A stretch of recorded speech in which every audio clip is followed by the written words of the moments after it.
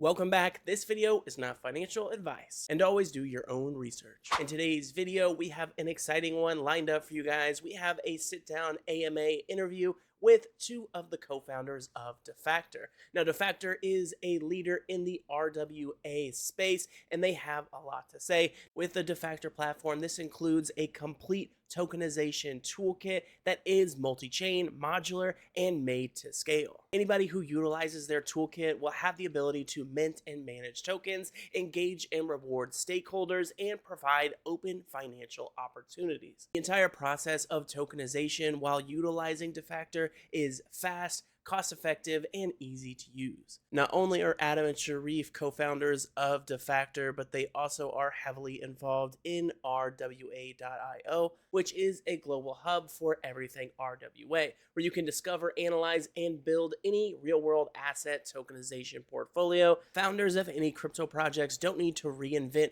RWA tokenization because they can utilize RWA.io. They have an AI that already knows what to do and executes everything they need from end to end. Now, both RWA.io and Defactor are both going to be heavily mentioned throughout this AMA. One thing you will be hearing about as well is the native token for the Defactor ecosystem, which is the real token. The real token is on the base chain, right now sitting under 5 mil in market cap, very much an undervalued utility gem that I think has the potential to far exceed 100 mil in market cap. Now, of course, not financial advice, but wait till you hear what these guys have to say about the future of this ecosystem. The bottom line is tokenization and real-world assets, I believe, is the future of blockchain, and that's why I'm excited to be able to sit down with the two co-founders of Defactor. So without further ado, let's hop into the AMA to see what's going on.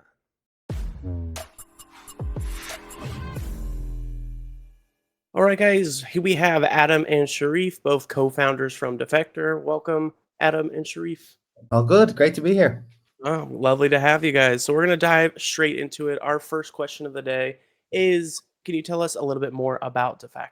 Yeah, I can take this one. So Defactor, we're all about real world assets. So bringing real world assets on chain and really from the infrastructure side. So think of Defactor as that kind of Swiss Army knife. We've got everything from asset tokenization, DeFi lending and borrowing, staking, all in one technology toolkit. So over the past 4 years, we've tokenized multiple asset classes, things like gold, trade finance assets, invoices, millions of dollars worth of value. And I think we're proud to say that we're not only multi-asset, but also multi-chain. So you can integrate Defactor on pretty much any EVM compatible chain. We've essentially built the operating system for RWAs. So everything that's needed through an asset lifecycle, we've got there and in the box, issuing a token all the way through to, as Adam said, using those tokens as collateral, distribution, governance, etc. So really a one-stop shop for trillions of dollars, which are coming on stream now in the RWA space. Yeah, I feel like the RWA space, the sector in general, is such a growing field. And I believe over the next 10, 20 years, this is going to be something that truly transcends like what it looks like today. Whether you're talking about deeds for homes, any kind of stuff like that, even like timeshare type system. So I definitely was very intrigued when I first started looking into you guys, and you mentioned all in one, and I think that truly describes what Defactor is. You guys are really coming from it from a wide scope, not just kind of looking at just RWA, but kind of branching. I think you guys are really doing something quite impressive. So that leads me into my next question. I've heard you guys have a great track record overall the last 4 years in RWA. And I was curious what led you guys to create Defactor. Yeah, you're right. The project's just about 4 years old now. What led us to here? I mean, RWA is this week I'm starting to call it crypto's final boss, right? It's the tokenization of everything. We've been, testing a lot of the technology and the approaches over the last 3 or 4 years. What works, what doesn't work, user experience. What's secure, what's not secure, layering on regulation.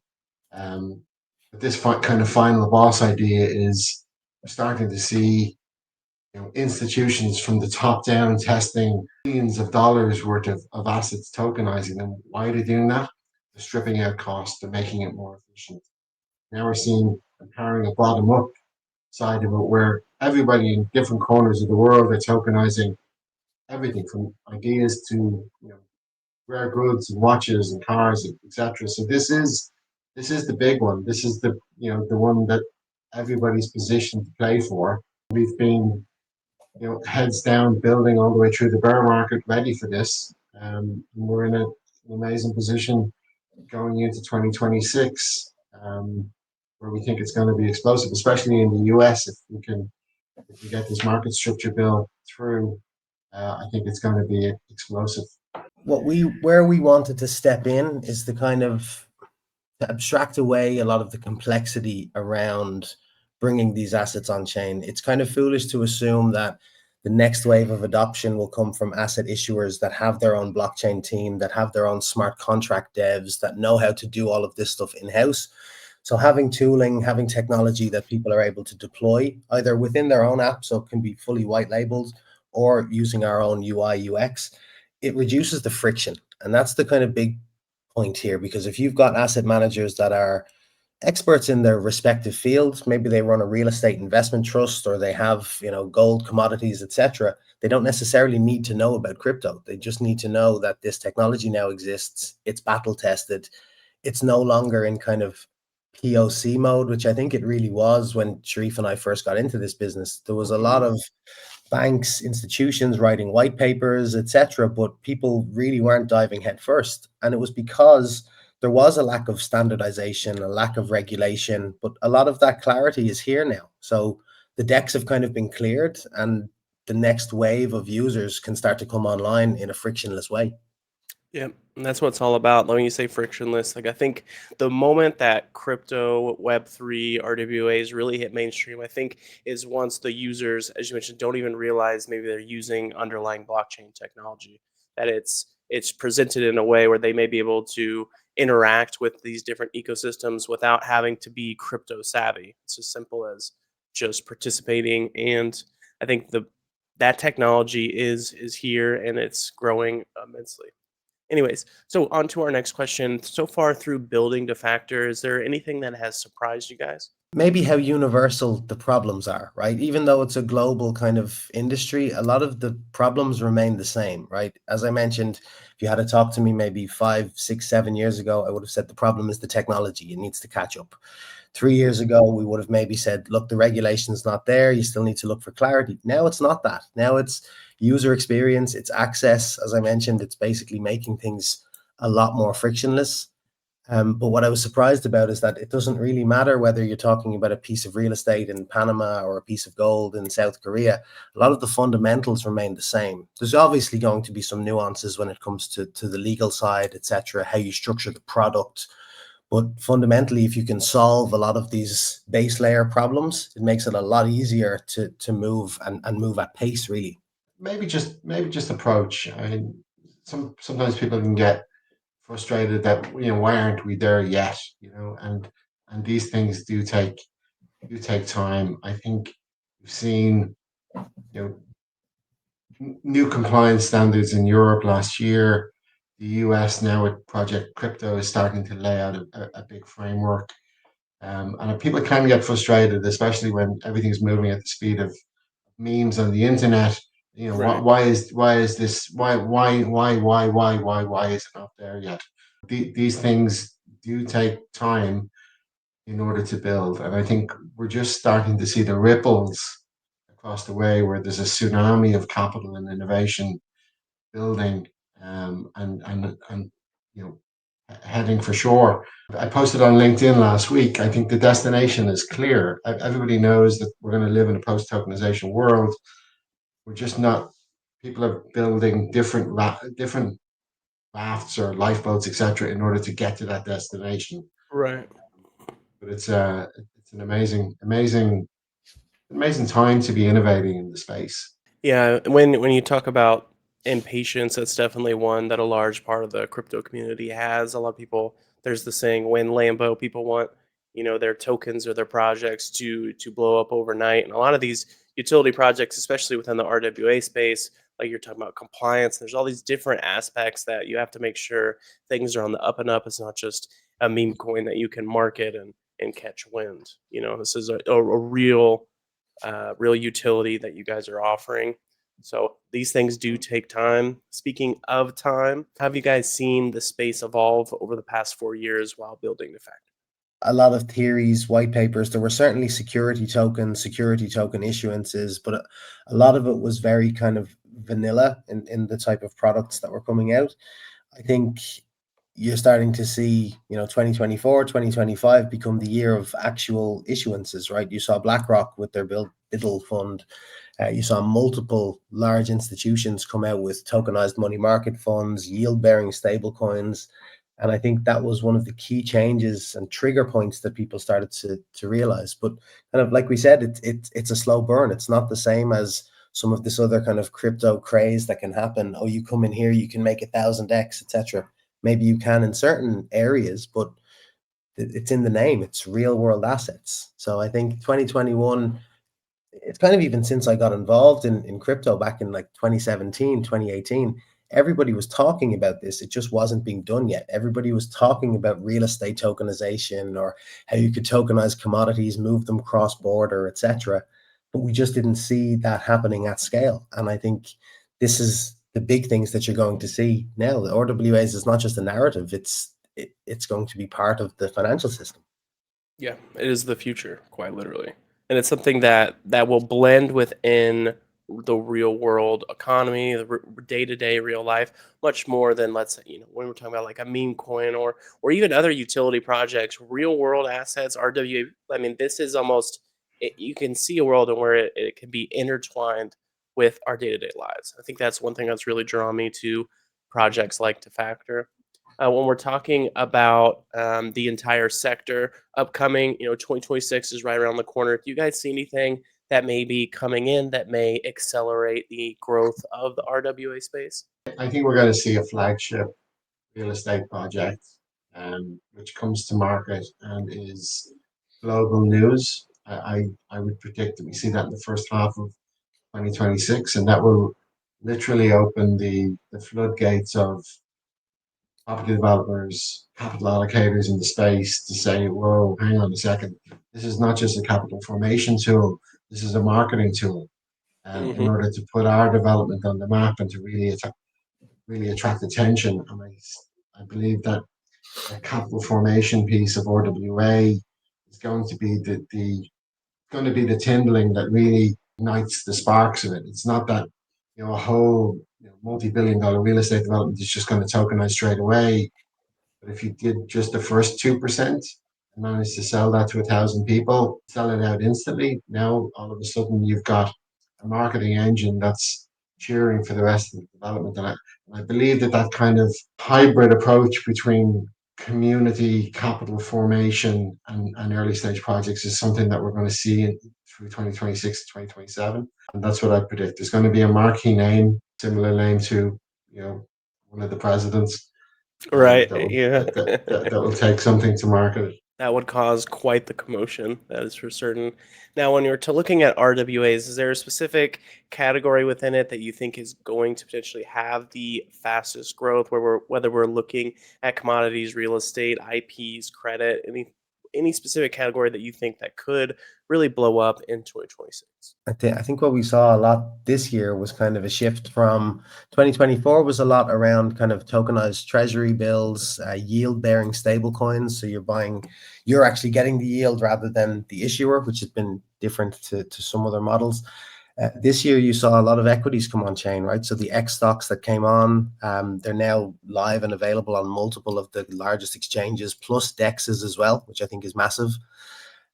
So I think you're going to see a lot more of that. I think you're going to see more SME financing as well. So businesses that actually need access to cash flow. These are businesses that maybe just under being publicly traded need access to capital. I think you're going to see a lot of that coming on chain as well. Plus, I echo what Sharif thinks too. I think real estate's a beast that the genie's out of the bottle, and that's a multi-trillion-dollar industry that can and will Mhm. come on chain in one way or another. Uh, Absolutely. but I also think some alternative asset classes. We're working with people that are, I mentioned already, gold that's more on the commodity side, but luxury goods, custodying artwork. You're going to see different alternative asset classes coming in, being productized and offered. And the key thing that I hope we see, and I hope we have a big part in this too, is getting RWAs into the hands of more people. That's the key thing that needs to happen. More people need to hold these tokens. And my hope is that it's not only people from developed countries, but also developing countries. How do we get some of this yield into the hands of people that really need it? One of our goals and missions going into 2026 is to give people access to their first real world asset for $1. Right? So no KYC, no jumping through hoops, no whatever. Just have to buy a token and understand what's backing it for $1. We've seen an explosion of stable coins. As Adam said, we were also working with a number of projects that are working in the kind of long tail distribution of tokenized gold. And the demand is insatiable for it. The people in countries all around the world with currencies that are disintegrating like dust, and now there's a lifeboat. People can get out of it into something that's more stable, whether it be a US stablecoin. Now there's a pipeline of other assets which they'll be able to swap into should they see fit in order to protect or grow their wealth for them and their families. That's a lot more interesting than the finance bros having an extra couple of bips on their projects. So heading into the next question, how is Defactor technologically positioning itself to be able to support trillions of tokenized assets? With RWA.ai, a project that we're also co-founder in, we're building out essentially a multi-agent model to reduce time, friction, and cost in these projects. That's going to be deeply integrated with the Defactor operating system so that AI agents are able to help do the due diligence and take those assets all the way to tokenization. And then also we see a world where agents are able to make investment decisions and recommendations and place capital and build product even on top of the tokenized assets, and create blends of different projects or different assets and take them to market. I think we're at the very, very early stages of innovation on that. And what we've built with Defactor is a bedrock piece of tech can be used as a building block for all of this innovation. This is the way it's going. People are getting used to talking to their chatbots or AI agents every day. So I think integrating this into the tokenization process to remove, again, some of that friction, remove some of the steps. I mean, we've worked with projects that have spent tens of thousands of dollars on, let's say, legal fees to draft contracts, etc. And a lot of this is standard stuff that your AI agent could help you at least get from 0 to 1. So I think intelligence and AI integration is definitely something that helps us from a positioning point of view. I think the other is that we've designed the Defactor operating system and toolkit to be modular, right? And we can't expect one size to fit all for everything. So maybe it's just the tokenization component you need, or lending, or any and all of them. And the other is having a robust API first architecture, so that it's kind of maybe a little bit foolish for us to assume that everybody's going to use our UI. They want to be able to plug into Defactor without touching our UI from their own systems. And I think another piece why we will be positioned quite well for this future adoption is we're not only thinking about APIs to our technology, but also connectors into the large finance systems of the world, the large enterprise systems in the world. You can have API connection to Defactor smart contracts if you want to mint assets from directly in there. So, I mean, a large percentage of the world's assets run on these systems. And with Defactor, you're going to be able to basically connect seamlessly to some of the biggest systems in the world. So we're designing a system so that there could be 10,000 partners using Defactor without even speaking to us. But there's some steps to go there. Yeah, pretty incredible. The ultimate all-in-one on-ramp. You mentioned a little bit about different partnerships. I was curious, do you guys have any specific partners or other ecosystems that are going to be vital to your growth coming into 2026? There's two kind of key challenges that exist still when you're issuing these assets. And that's, first of all, how do you get the right distribution? So how do you ensure that your asset kind of gets to the right venues, the investors can find it? So for sure, distribution partners, wallets, DeFi aggregators, all of this is hugely important for us, so that when you tokenize on Defactor, you can seamlessly get listed on multiple different marketplaces. And that needs to be the key, that there's no lock-in here. You don't have to use Defactor tech and only sell it in one venue. And the other piece is institutional partnerships, right? There's still many kind of components to the tokenization journey, and that's things like custodians, regulated partners. If you want to issue an asset out of the USA, it's slightly different than if you want to issue it out of Europe. And we have the partnerships in place to essentially make that happen. So we can support issuance in multi-jurisdictions and help get that distributed onto multiple marketplaces. And I think that's quite unique in our space. And just to add, we're super bullish by Coinbase's positioning over the last 6 months to be an everything exchange. This idea that your tokens listed on DEXs will be available within the base ecosystem and the Coinbase ecosystem. I think that this is transformational for the RWA space and crypto in general. I see a clear path now for asset issuers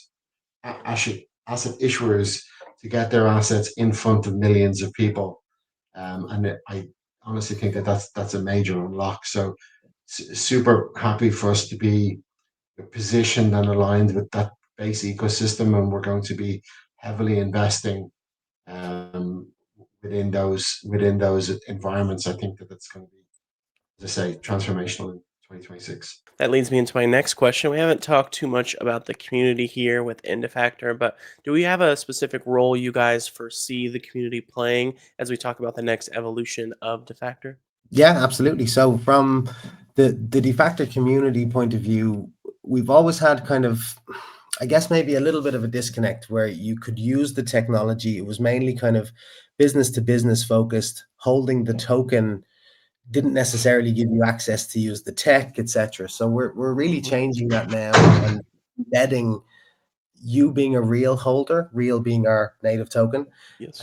That has a real value, and you can use the technology, get access to different RWAs, get access to different elements of the tech, and this is a first for us. So now holders of the real token will play a vital role in basically building activity and holding different RWAs across the ecosystem. And we're going to use it and our community as a tool for business development all around. We're going to have a grants program that people can get funding in order to bring real interesting use cases into the Defactor ecosystem, host in real life events, which we've been doing for many years all over the world, and just really build on the platform that we've got now. Hopefully excite people that are interested in this RWA space to come and join us. Absolutely. And we haven't mentioned too much about the real token as of yet. Is there anything that you guys wanted to tell the audience, maybe things to expect? Kind of briefly hinted about different integrations, ways in which the real token will have some utility within your ecosystem.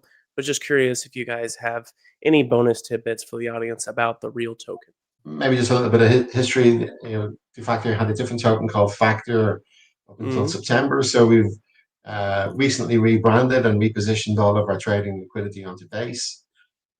We have a number of real specific initiatives which we'll be announcing in London next month, and they will include things like staking, LP staking, product access, as well as a significant token burn. The real ecosystem, the real token is fully distributed and deflationary. So we've got a max supply which is already out, and the more activity within our ecosystem, the more tokens are bought back on market and burned. And this isn't something new. We've been doing this for the last couple of years and have bought back over $500,000 worth of our own token while we were in stealth and while we were just testing this stuff. So this is going to accelerate through 26 and 27. And we believe that we've got a real strong base in order to go. Very well said. That leads me into my next question. Do you guys see any kind of different collaborative standards that may be emerging in the RWA space? And what role do you think Defactor may be played within those roles? Right now, RWAs are kind of slightly messy, right? There's different metadata, different chains, different redemption rules, different reporting processes, etc. So you are seeing some asset standards coming out that are built specifically for RWAs. So one, for example, is the ERC 3643 standard, which has a lot of the kind of, I guess, compliancy built into the smart contract layer. So things like whitelisting, it's non-transferable to people who haven't been whitelisted. You can bake different AML kind of compliancy rules into the smart contract, which I think having programmable compliance is really important, because there's going to be different venues that have different rules depending on different jurisdictions, etc. So having standards around not only the token formats, but also things like proof of assets, off-chain pricing oracles are really important, because it's obviously in the name, it's real world assets. So you're going to have to effectively report on not only the proof of reserves, but also the pricing as well. So attestations, etc. So we're still quite far, I think, away from having global standards, but we're definitely making some strides in terms of the smart contract level, the token contracts. And at Defactor, we're a proud member of the ERC 3643 association. We've minted assets on that side. We try to basically recommend it where it's needed, and that's kind of our take on a lot of these compliancy standards, etc., is that use it where you need to, but where possible, try to simplify as much as you can. Mm-hmm. And that's key for adoption, in my opinion. Sharif, was there anything that you wanted to add to that? No, I think Adam covered it really well. Use the right tool for the job, and make sure that the assets that you're taking to market are compatible with the market you want to go to. Mint a vanilla asset and then wrap it in a compliance standard, either that exists now or that may exist in the future. Assets live on blockchains forever, or can live Mm-hmm. blockchains forever, and everything must be upgradable. In 2 years' time, there'll be another standard or an approach that your asset needs to live throughout its life cycle. So that flexibility and compostability is key when you're architecting these solutions. Absolutely. And then the next question has to do with the Defactor platform itself. I was just curious, the audience will most definitely want to know, is there a specific part of the platform that you guys are most excited about in terms of changes or different upgrades that we may be seeing?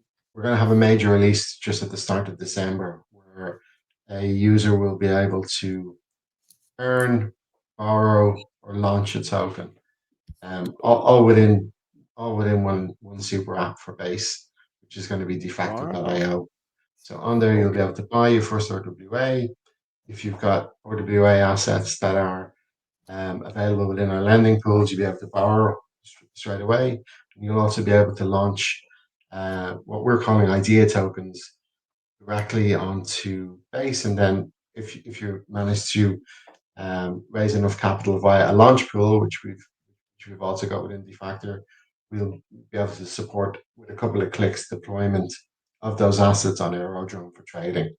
And so we're really building an all-in-one super app for the base ecosystem around RWA tokenization.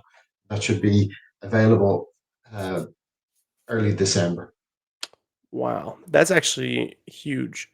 Um, wow, and yeah, that's something that I think I'm really glad you guys did this on Base. Base is a very up and coming ecosystem in general, and also has strong ties within the United States. So really, really excited to see that you guys are doing that, especially so soon in early December. I was thinking that kind of improvement would be something we'd be see later in 2026, but only a month away. That's super exciting. Is there anything, Adam, that you'd like to add to the up and coming improvements? Not only that, it's kind of a continuation. So where you say it's very soon, we've kind of been working on it all year, right? So at the start of the year, we've had a major upgrade to all of our smart contract infrastructure. So that got Mhm. audited. We got a score of 100, which was great. Now we're Yeah. putting all of that into practice, right? So Mhm. I'm really excited about it kind of evolving from being a pure B2B stack and something that our community can actually use, get involved in, mint their own assets, trade, hold, earn, like all of these things, as I said, that people actually need to get these assets and hold them. And while this is still a new area of crypto, it's growing, and it's growing every single month. We can see the numbers. So what I'm excited about is giving people a reason to hold real and give them something to do with it, to be able to showcase the technology, because like I said, it's still early days, but the products are getting more interesting. The asset classes are getting more interesting. Now we need to solve the distribution problem, and we need to get RWAs in as many people's hands as possible, even if it's just on a micro level first, and let it build from there. But that's what I'm really excited about. Yeah, and we're speaking of the real token. I definitely, through my research, feel like it's extremely undervalued right now. So, of course, any of you guys out there watching this video, definitely go ahead and check out the chart, which will be in the description box. You'd be surprised to see right now sitting under 5 million market cap, total steal. Let's say Defactor succeeds at the scale you guys imagine. What do you think the world will look like by 2030 in terms of RWAs? 2030 is multiple careers away from now, but Yeah, at the moment we're tracking about 2,000 projects that are tokenizing assets around the world.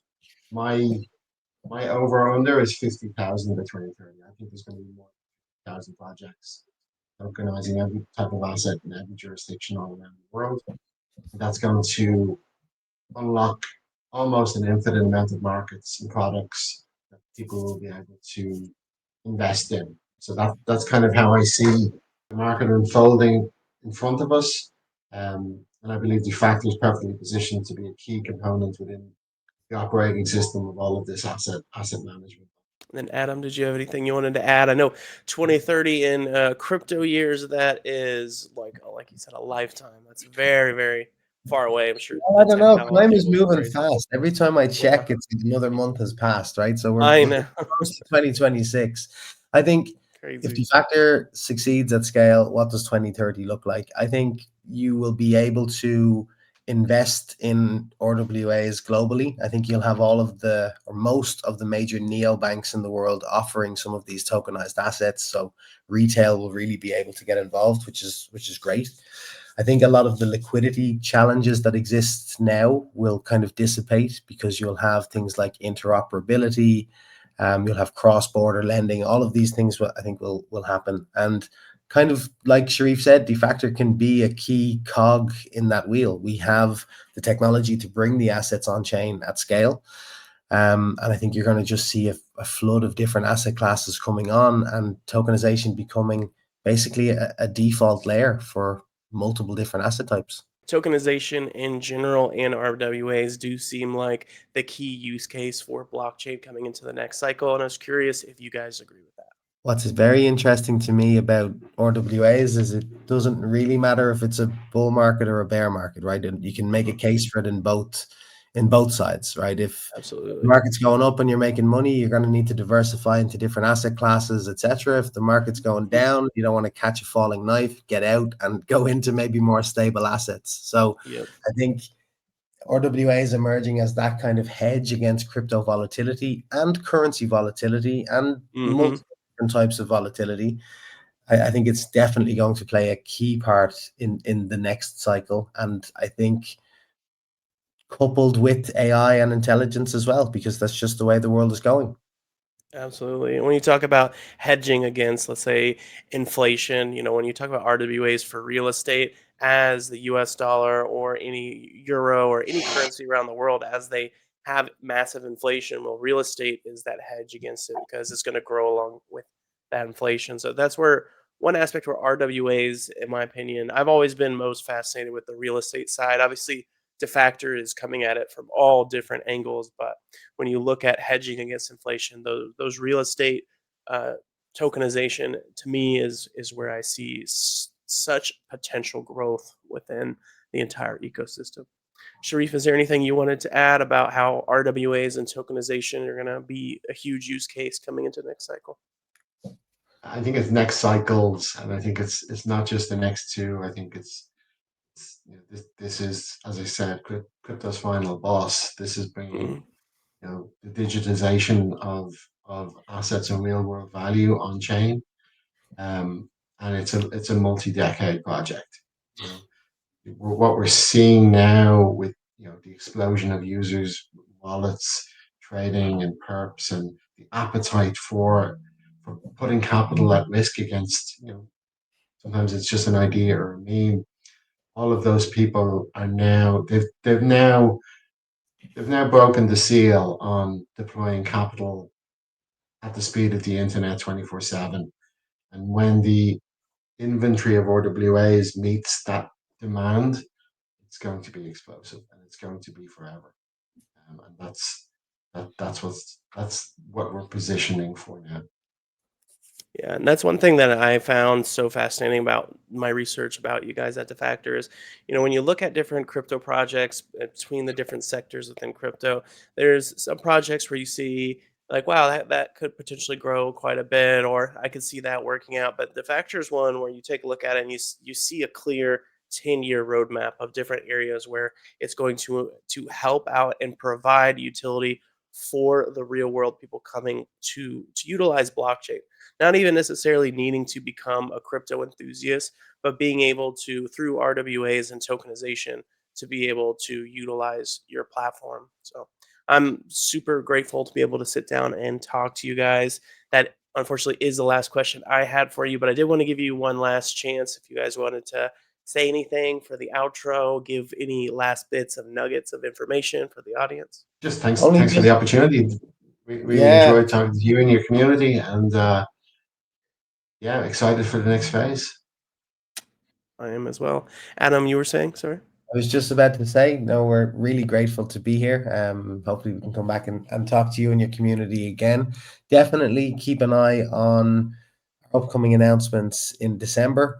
We're going to Hmm. London, Tokenize London. We'll be speaking there, Oh, are you unveiling really? some quite interesting developments. We've definitely hinted at some here, which is great. So your community gets some alpha.